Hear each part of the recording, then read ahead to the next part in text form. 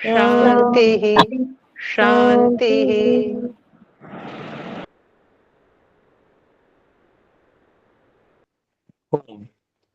आज के दिन हम श्रीमद् वाल्मीकि रामायण इस पुस्तक का स्वाध्याय करते हैं और इस पुस्तक में अयोध्या कांड के 58वें सर्ग को हम पढ़ रहे हैं और इस 58वें सर्ग के 29 श्लोकों को हम पढ़ चुके हैं और 30वें श्लोक से आज हम आरंभ करेंगे। यहाँ जो विषय चल रहा है वो विषय है महात्मा भरत जी जब वापस आ जाते हैं नैनीहाल से तो उनको सारी घटना का पता चलता है और वो बहुत दुखी होते हैं और जब वो बातें कर रहे होते हैं माता कैकेयी से तो उनकी जो आवाज वगैरह वो माता कौशल्या को सुनाई पड़ती है। तो माता कौशल्या उनसे मिलने के लिए चलती हैं और उधर से भरत जी भी माता कौशल्या से मिलने चलते हैं तो मार्ग में ही मिल जाते हैं। दोनों बेहाल रहते हैं। माता कौशल्या विशेष रूप से वृद्धा भी हैं तो इस कारण से वो भी बहुत अधिक कष्ट में है। दूसरा उनके पुत्र भी जो है वो वन चले गए हैं राज्याभिषेक होते होते, तो इस कारण से बहुत अधिक वो कष्ट में रहती हैं। तो ऐसी स्थिति में माता कौशल्या भरत जी पर भी कुछ इस प्रकार का दोषारोपण दुख में कर देती हैं। उसका उत्तर देते हुए अनेक प्रकार से माता कौशल्या जी को संतुष्ट करने के लिए भरत जी इस प्रकार के एक तरह से श्राप देते हैं कि जिसकी अनुमति से श्री राम जी वन गए हों उसको ऐसा हो जाए इत्यादि बहुत सारा पढ़ चुके हैं। तो उसी से आगे वो बात जो कह रहे हैं उसको हम देख रहे हैं। आइए 30वें श्लोक को देखें। पुत्रैर्दारैश्च भृत्यैश्च स्वगृहे परिवारितः स एको मृष्टमश्नातु यस्यार्योनुमते गतः। तो पुत्रैः दारैः च भृत्यैः च स्वगृहे परिवारितः स एकः मृष्टम् अश्नातु यस्य आर्यः अनुमते गतः।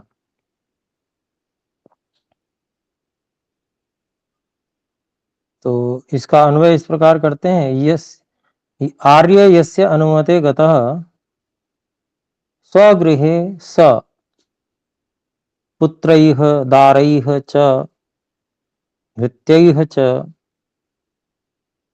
परिवारितः मृष्टम एकः अश्नातु।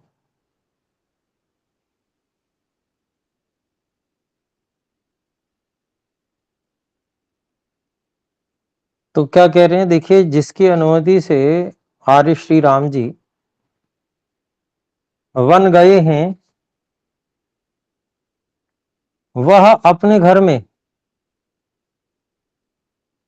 अर्थात उसको ऐसा पाप लगे, जिसकी अनुमति से श्री राम जी वन में गए हैं उसको ऐसा पाप लगे, ये पीछे से एक तरह से अनुवृत्ति की तरह से सभी श्लोकों में चलता आ रहा है, उसको ऐसा पाप लगे कि वह अपने, जैसा कि वह अपने घर में स्वगृहे वह अपने घर में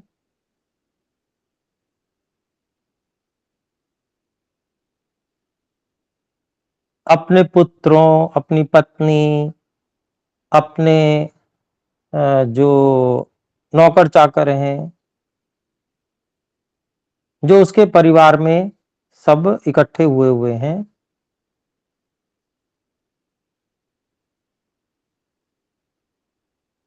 उनको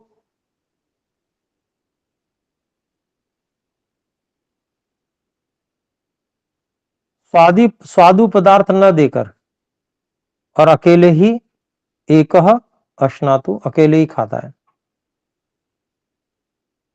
अच्छे अच्छे साफ सुथरे बढ़िया पदार्थ जो है वो किसी को देता नहीं है, सबके सामने अकेला खाता है।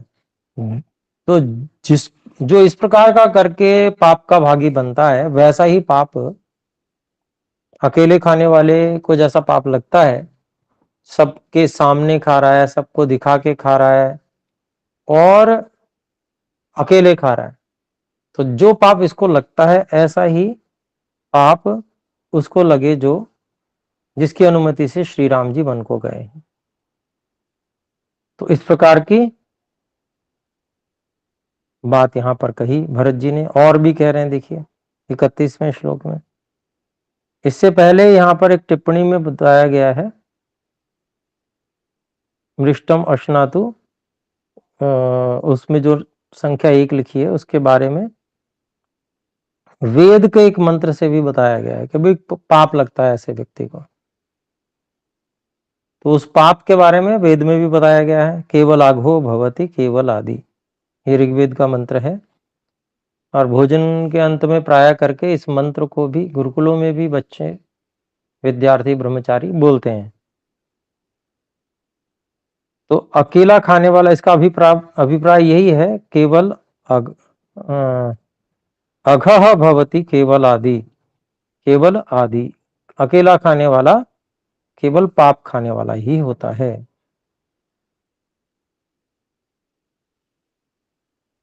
तो ये यहाँ पर वेद की बात को भी इस जो भरत जी कह रहे हैं वो वेद की बात ही कह रहे हैं, अर्थात जैसा पाप उसको लगता है ऐसा ही पाप उसको लगे जो जिसकी अनुमति से श्री राम जी बन गए। तो आगे देखते हैं, देखिए 31वां श्लोक है, अप्राप्य सदृशान् दारान् अनपत्यः प्रमीयताम् अनवाप्य क्रियां धर्म्यां यस्यार्योनुमते गतः। तो अप्राप्य सदृशान दारान अनपत्यः प्रमीयताम अनवाप्य क्रियां धर्म्यां यस्य आर्यः अनुमते गतः।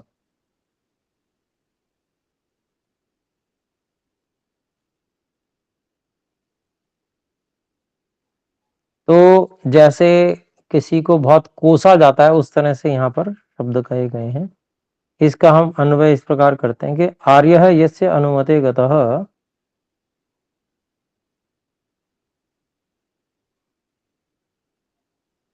सह सदृशान दारान अप्राप्य अनपत्यः प्रमीयताम।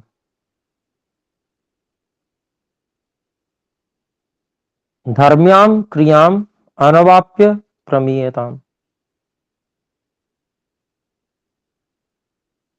तो अभिप्राय क्या कह रहे हैं, इसका अभिप्राय हुआ कि जिसकी अनुमति से आर्य श्री राम जी बन गए हैं वह अपने गुणकर्म स्वभाव के अनुकूल पत्नियों को बिना प्राप्त किए ही, मतलब प्राप्त न करे, और वह बिना संतान को उत्पन्न किए ही मर जावे, यदि जिसने भी ऐसा कार्य किया हो। ऐसे ही और भी एक और बात, यज्ञादि जो धार्मिक क्रियाएं हैं, धर्म्याम क्रियाम अनवाप्य, तो ऐसे धार्मिक क्रियाओं को भी वो प्राप्त ना करता हुआ, अर्थात उन क्रियाओं को वो नहीं बिना किए ही मर जाए, अर्थात इच्छा हो कि हम करेंगे, योजना बना रहा हो, पर वो बिना किए ही मर जाए, जिसकी अनुमति से राम वन को गए हो उसके साथ ऐसा हो जाए। तो ऐसा जो है एक तरह से यहाँ पर वो माता कौशल्या को विश्वास दिलाने के लिए कि भाई मेरा उसमें कोई हाथ नहीं है, अगर मेरा हाथ होता तो मैं इतनी बुरी बुरी बातें अपने लिए कैसे कह सकता था। तो इस तरह की बातें कह के वो उनको विश्वास दिलाना चाहते हैं भरत जी। आइए 32वें श्लोक को देखते हैं। मात्मानः संततिं द्राक्षीत् स्वेषु दारेषु दुःखितः आयुः समग्रमप्राप्य यस्यार्योनुमते गतः।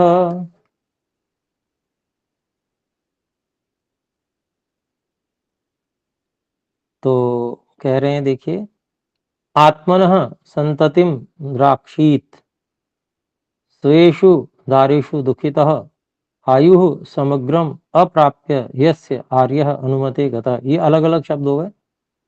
इसका अन्वय इस प्रकार है, आर्यः यस्य अनुमते गतः स्वेषु दारेषु आत्मनः संततिम मा द्राक्षीत आयुः आयुः समग्रम अप्राप्य दुःखितः भवेत्।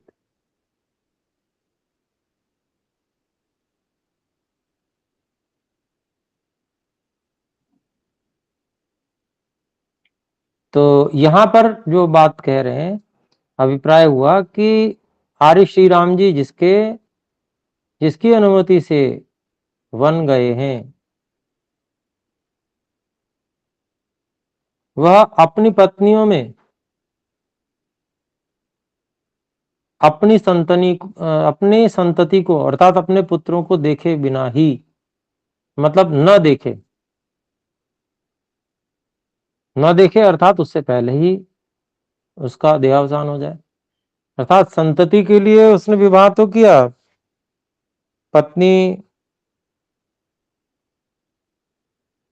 से संतान का प्रयास भी किया, परंतु संतान को देखे बिना ही उसकी मृत्यु हो जाए, जिसकी अनुमति से आर्य श्री राम जी वन गए हों, ऐसी बात कह दी। फिर दूसरी बात और क्या कह रहे हैं, वो अपनी जो समग्र आयु है उसको प्राप्त हुए बिना दुखी रहता हुआ मृत्यु को प्राप्त हो जाए, अर्थात अकाल मृत्यु को मर जाए।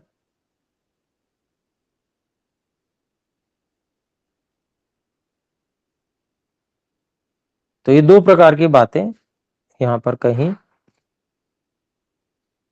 एक तरह से जैसे ऐसे व्यक्ति के लिए वो बहुत बुरी बात जो है कहना चाह रहे हैं, उनके प्रति बहुत अधिक क्रोध है जिसने श्री राम जी को वन भेजा है, ऐसा भरत जी ने यहाँ पर प्रदर्शित किया है।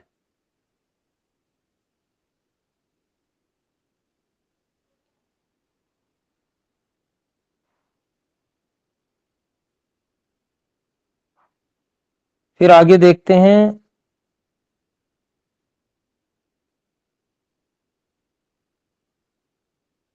33वां श्लोक है,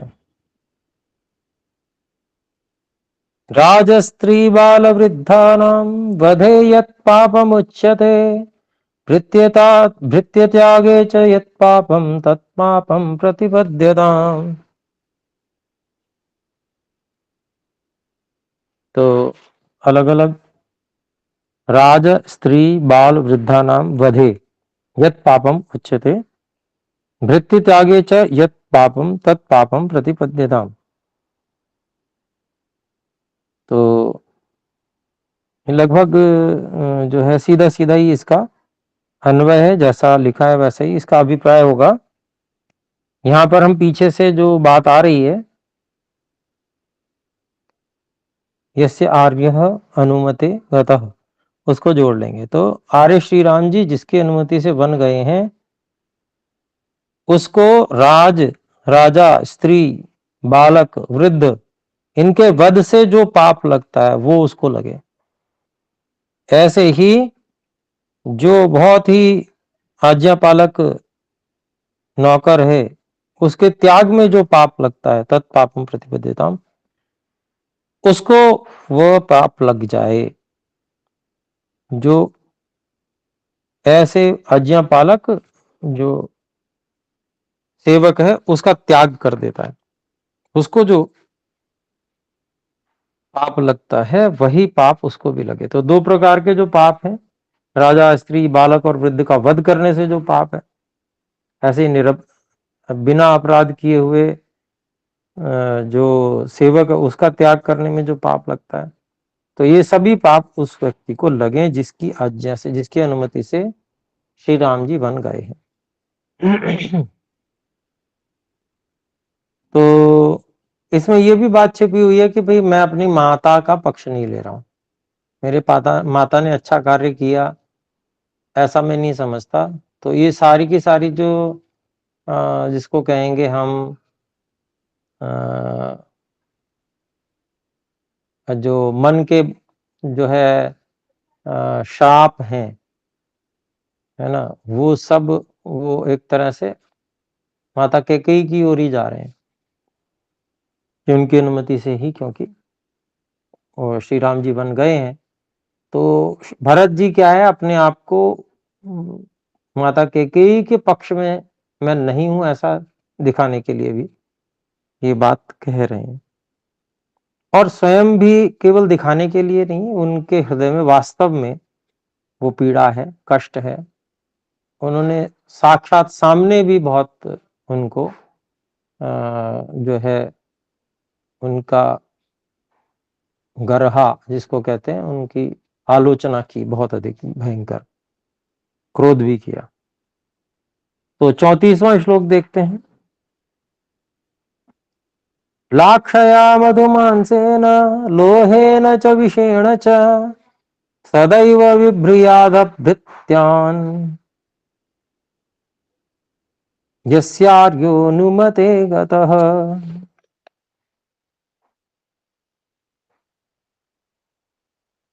तो यहां पर जो 34वां श्लोक है, इसके शब्दों को देखते हैं। लाक्षया मधुमांसेन लोहेन च विषेण च सदैव बिभ्रियात् अभृत्यान् यस्य आर्यः अनुमते गतः।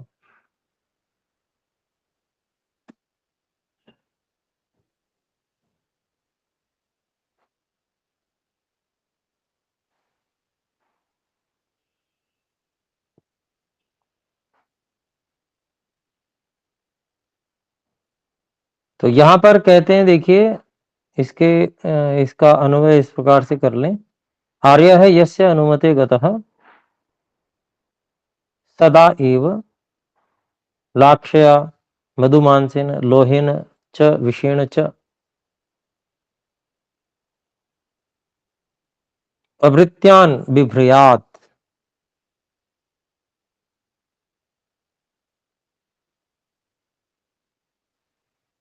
तो अब इसमें जो हम अभिप्राय निकालेंगे कैसे, कि श्री राम जी, आर्य श्री राम जी जिसकी अनुमति से वन गए हैं उसको वही पाप लगे। कौन सा पाप? जो हमेशा ही लाख, मधु यहां पर मांस के साथ जुड़ा हुआ है, इसलिए इसका अर्थ शहद न करके मदिरा किया जाएगा।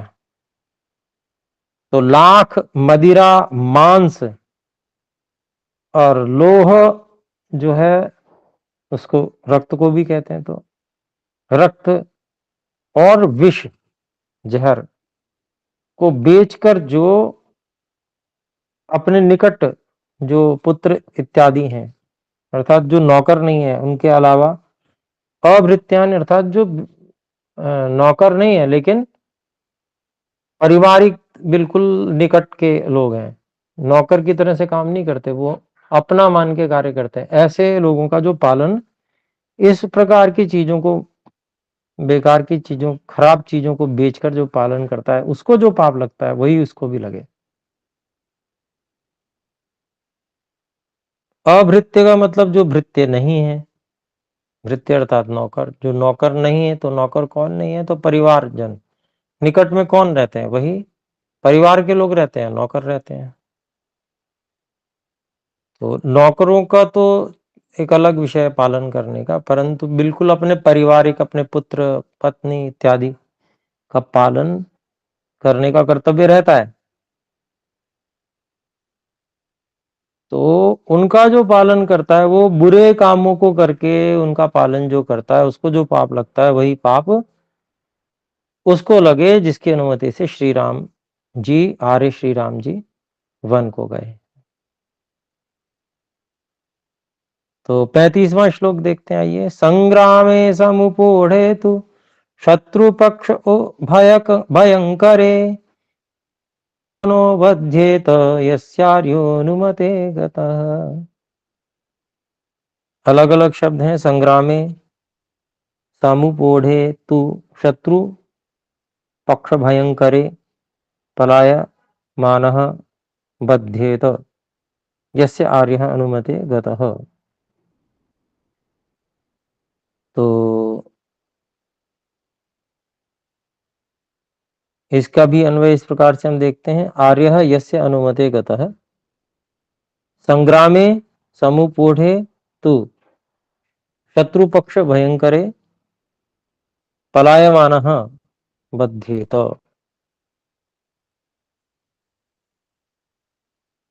तो अभिप्राय क्या हुआ कि आर्य श्री राम जी जिसकी अनुमति से वन गए हैं उसे वही पाप लगे जो युद्ध में से, संग्राम में से, संग्राम में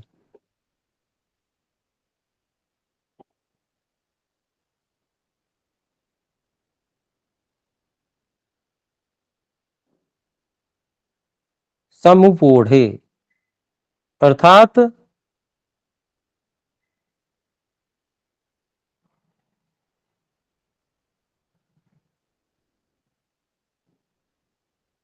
भय खाकर, शत्रु पक्ष भयंकर, शत्रु जो पक्ष है उसकी भयंकर सेना, सैन्य दल को देखकर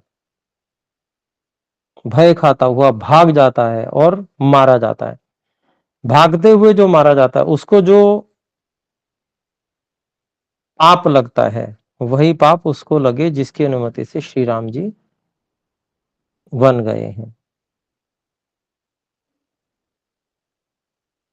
तो अगला श्लोक है 36वां। कपालपाणिः पृथिवी मटतां चीर संवृतः वीक्षमाणो यथोन्मत्तो यस्यार्योनुमते गतः।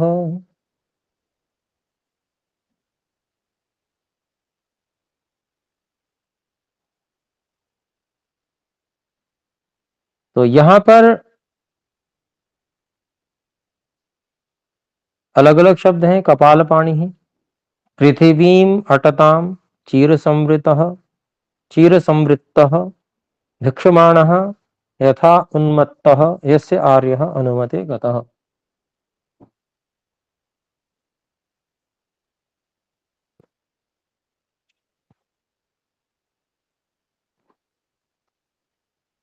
तो इसका अन्वय इस तरह से कर लेते हैं, आर्यः यस्य अनुमते गतः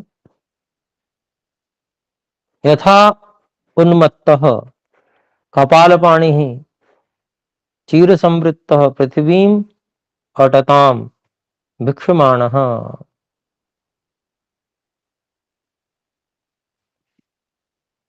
तो अभिप्राय क्या हुआ कि जिसकी अनुमति से आर्य श्री राम जी वन गए हैं उसको वैसा ही पाप लगे जो